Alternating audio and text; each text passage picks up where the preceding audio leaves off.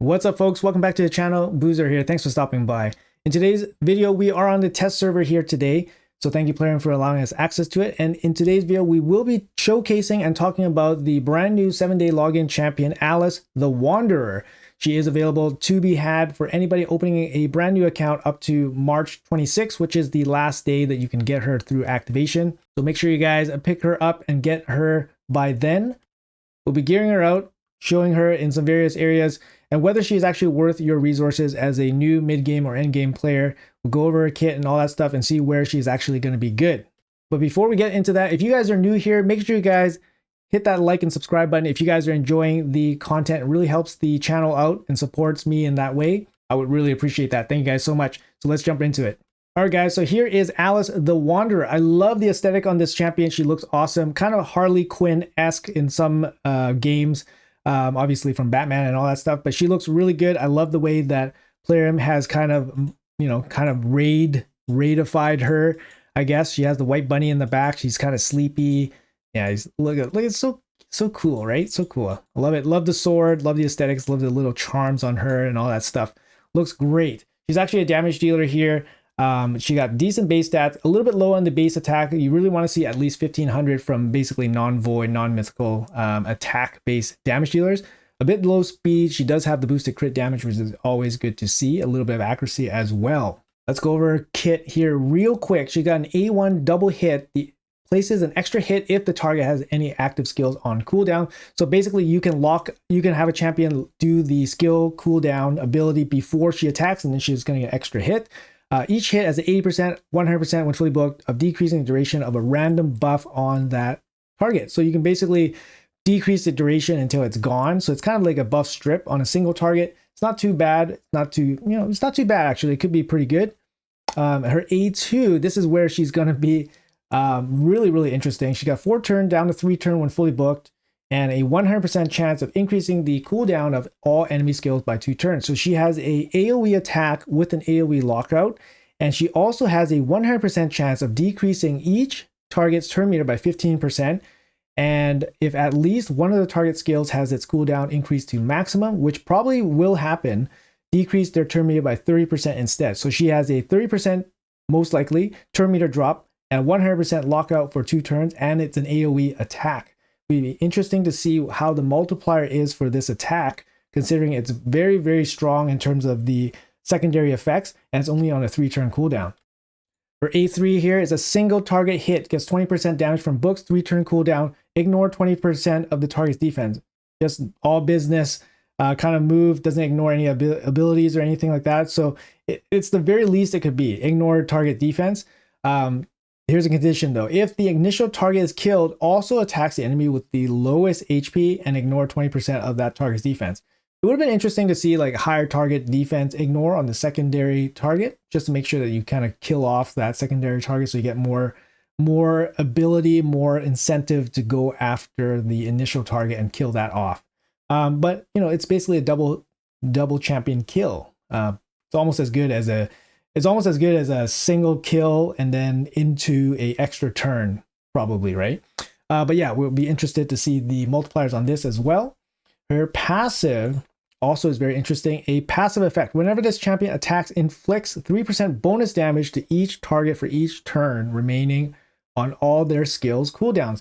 So if you're fighting enemies with long skill cooldowns, they're going to be taking a lot of extra bonus damage from Alice, without Alice actually hitting them. So it's actually really, really cool because she technically doesn't need to do an area effect damage ability for other champions to take damage.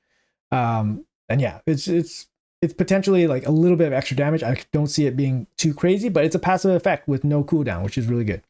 Active effect. Reset the cooldown of one of her skills each time they kill an enemy, which is really good because sometimes this text is just applied to one skill, for example, but this applies to her whole kit, which is good. It's 3-turn cooldown though. But yeah, could be some crazy stuff happening once in a while. Attack in all battles, good to see. Honestly, her kit on paper looks really, really nice, especially for a free champion, to be honest. However, based on her low attack and the need for accuracy in her kit, it's going to be hard to build. So let's see what we can do with her and see where we can use her to make her really, really work. All right, guys, so this is my Alice here. I basically put her in 9-piece Merciless set. I think Merciless just makes total sense for this champion. She's got a chance for extra turns. She's going to get the ignore defense ability on her. And Merciless is one of the best damage dealing sets in the game right now. Now, I don't have like perfect pieces or anything like that. Like, for example, my amulet, it's not even a crit damage amulet. It just has crit damage ascended. And also keep in mind, I have her 5-starred already. But keep in mind, the 5-star blessing will come with the loyalty program. So as long as you complete it, you're going to get the 5-star here, no problem. But yeah, we can go over the gear pieces here real quick. Yeah, speed, accuracy, attack, crit damage, crit rate. That's pretty much what you're looking for a damage dealing attack based champion. So you got attack, yeah, got random defense here, got some speed, crit rate, accuracy, speed, crit damage, crit rate, attack, no speed. This one is not even ascended properly with attack. Got crit rate, speed, accuracy, flat attack. So generally I have roughly the right stats, right? Substats. Not perfect, but it's roughly correct. For the banner, I took accuracy, mainly because it was the only banner I had. But accuracy makes sense. You can also give her an attack-based banner if you don't want, if you don't think you need that much accuracy on her. I think building her around 300 or 400 accuracy makes a lot of sense because it allows her to basically lock out at least the damage dealing champions. You might not be able to lock out, you know, support champions, for example, but you can at least lock out the high threat damage dealing champions instead. I have her with a little bit of speed. I would obviously love her with more speed, but 220 is probably okay for most content. 6.7k attack is decent. I do have the big blessing on her. Keep in mind her base attack is pretty low, 1.4k only, so it's kind of hard to jack her up there. She has 300% crit damage. Keep in mind the 5-star blessing. Keep in mind I also don't have a crit damage amulet, so if I did, it would be an additional 40%, so it would be 340% crit damage. And like I said, accuracy around 300 and 400 should be able to lock out most even fully ascended damage base damage dealers. All right, so let's jump into some content and see what kind of damage she can actually do. So first things first here, we kind of use like a baseline attack wave thing here. So we do the increased attack with the Arbiter, and then we go decrease defense and weaken with the Lydia, followed by, she is in protection, she's gonna get a little bit of a buff there. And then we'll test out Wukong and Alice. I chose Wukong because Wukong actually is geared similarly to Alice, where Wukong actually has a little bit of accuracy.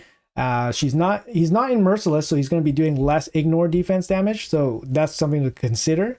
However, his gear stats are probably close or maybe slightly better. So we'll take that into consideration when we're doing this test. All right, so let's jump into it. Let's say we look here. We're probably going to have to do a test with Wukong and then Alice. We'll do the boost here. Hopefully Lydia doesn't miss too much of the decreased defense and weaken. Looks like she lands everything, which is great. We'll test Wukong here first with the, let's go with the AOE. Slow it down here for the cameras. And he's hitting about 150, 170. I saw 150, 170. You can kind of see the health bars here, which is okay. I mean, Wukong's A3 AOE is not particularly strong because he has a very good condition on it, which is a strip and placing a block buff. So his AOE is not particularly strong. It's kind of mid, to be honest. So here we can remove Wukong and just use Alice this time. And we can test her out as well, testing her AOE. I don't expect her AOE to be insanely strong because of how good it is in terms of its abilities. We do miss a decreased defense on the middle, so we'll take that into consideration. So we're going to use the AOE here. There's a turn meter pushback, the lockout, and the AOE attack. So let's see. 160. I saw 200 here at the end. This girl took 200. 160-ish on the Venus. We can actually compare the Wukong again. Let's go back to the Wukong. Actually, we need the Alice because of her attack aura. Let's go back to the Wukong and test her again. Test him again with the AOE. We'll take a look at this first champion here. I think it's this CY. Make sure we land everything. We actually don't. So let's take a look at the middle CY. The CY here. I think it's a CY. And it's really hard to see, but it does not look like Wukong's is hitting as low on the health bar as Alice did, but it could be a Helm Smasher proc. So let's try that again.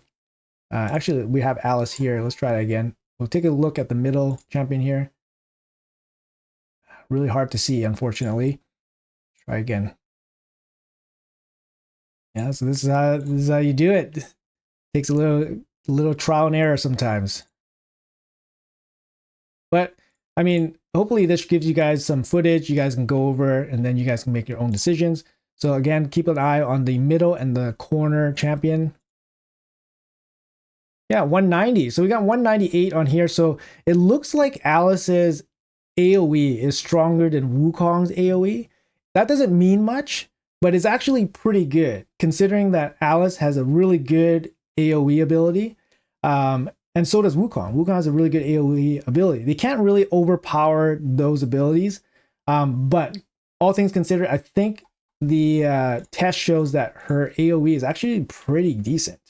All right, so let's test out her single target A3 now against Wukong's A3. All right, let's jump in here. All right, so we boost up. And then we go decrease defense and weaken. Hopefully land. Okay, so let's take a look at the corner champion here. Okay, so we're going to go with the single target hit here. Wukong's ability is very strong. So we'll take a look here. 390. So 390 into the splash. Very strong AoE. Let's test out the Alice here. Okay, boost attack. And then boost up. Okay, there we go. We'll take the corner guy here with Alice's A3. So this one ignores 20% of the target's defense. Let's see. 250 versus Wukong's 390. So the single target is not as crazy as Wukong's single target, but Wukong is a pretty crazy single target. Let's find another comparable champion, see if we can actually compare that again. Okay, just for fun, we're going to bring her in with Rotos, and let's compare their single target abilities. Just to give you guys a sense. Rotos is in better gear than Alice, so something to consider, and he is in a 6-star blessed. But it's only it's sheep. So let's test out the A3 here. That's his strongest AoE. Strongest single target. Pop 367. So 367. Let's check out the A2 here against the same champion. No decreased defense. Sorry, no decreased defense. Yeah, so 370 from Rotos. So Rotos' A3 is much stronger than Alice's. But keep in mind that Rotos does have a bit stronger gear. We can test out the A2 here. The A2 on Rotos is a little bit weaker. Not perfect comparisons, but you guys get a sense of how she kind of stands here. So the A2 from Rotos, not as strong as the A3 from Rotos, but let's see what he can do. 251. So, you know, Alice's A3 here was doing, you know, about as good as Rotos' A2. Slightly better, actually, considering that he has better gear. So we'll test that again. Yeah, 260. Whoa! 260, and then the extra hit killing the lowest HP right there. That's actually really interesting. I want to see that again. I totally missed that. That's actually really interesting. Testing out the ability there. Test that again. Okay, try again. Okay, so the A2, 280. Okay, so let's test this out. So if she kills the initial target, she's going to go after the enemy with the lowest HP and ignore 20% of the target's defense. So keep an eye on the middle one. 346. So it went 346 against this one. It could be a Helm Smasher proc. That could be it. Could be a Helm Smasher proc. We try that again one more time. I wonder if it's 20% extra ignore damage, ignore defense. So that means it's a 40% ignore defense boost on the secondary hit. Let's try again. Okay, this time Rotos kills the target and gets the Helm Smasher proc. That's probably what happened with Alice here. 238 on the A on that one. So I think to summarize, I think overall her single target hit is similar to my Rotos' A2, but keep in mind my Rotos is much better geared. So overall, I think her AOE being similar to Wukong's AOE, maybe even slightly better, I think that's good, decent multiplier. And her single target hit being similar to my Rotos is actually good. So I would say her multipliers are actually acceptable, not totally neutered, not totally gutted, and totally usable for this champion. We can test out the A1 here just for completion's sake here. Let's see if we can get a turn.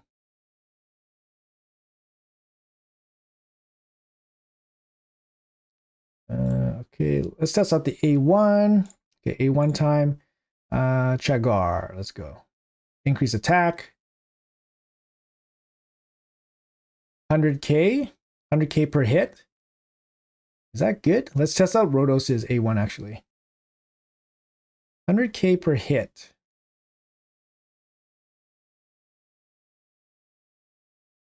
Okay, never mind. Rotos is significantly higher. So her A1 is definitely not top tier, but she's gonna get multi hits, right? So her A1's probably pretty good as well. So I'm actually kind of satisfied with multipliers, to be honest.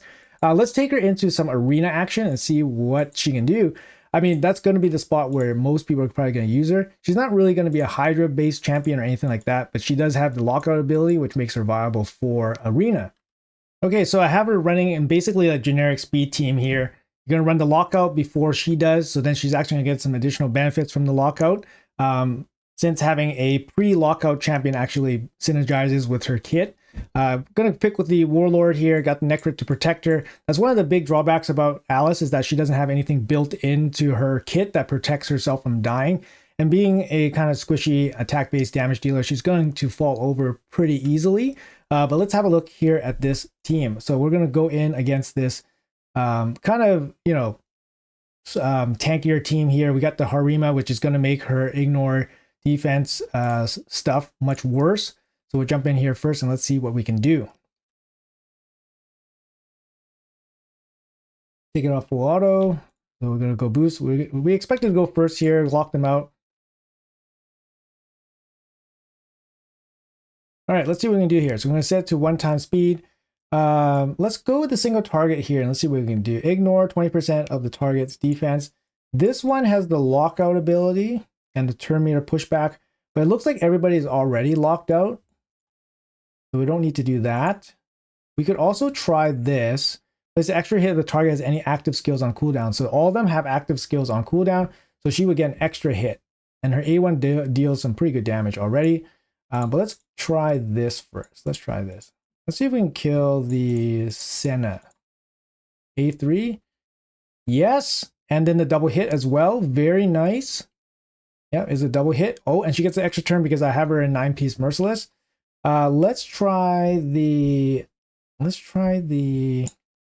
again because we're going to kill the Harima here. She is negative affinity 40. Yep, good, worked out. All right, not bad. I mean, not bad, not insane, but not bad.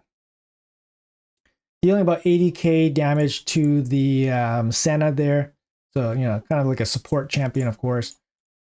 Okay, let's see if we can use the A1 against the Duchess and take the shield off her. All right, so here, ally attack A1. Well, I mean, take the shield off. She probably takes the damage and then loses the shield anyways. That doesn't really work out. So here's the boosted attack. Let's see if the AoE is going to be worthwhile here. And actually, yeah, not too bad. I mean, this team's, you know, it's not going to be like the tankiest team, but it's not too bad. Let's take a look at this team here. A little bit tankier. We have Taras as well, which is a pretty hard counter to like attack-based damage dealers. Let's try our best against this team. See how it goes here. Let's see. Take it off full auto. We should go first here. Yep, we do. You never know against these guys. Everyone is fully locked out. And let's try, I mean, this is not going to do anything because we have Stone Skin in the way. So that's going to be one big limitation for Alice, is that she just can't go through Stone Skin But you know, most champions can't. Most champions can't go through Stone Skin. All right, let's try to take her A1 into the UDK Stone Skin, and let's see if we can reduce its duration. Oh, did I just click the A3? My bad. Okay, let's try it now with the ally attack. Let's see if we can reduce the duration on the Stone Skin there. No reduction.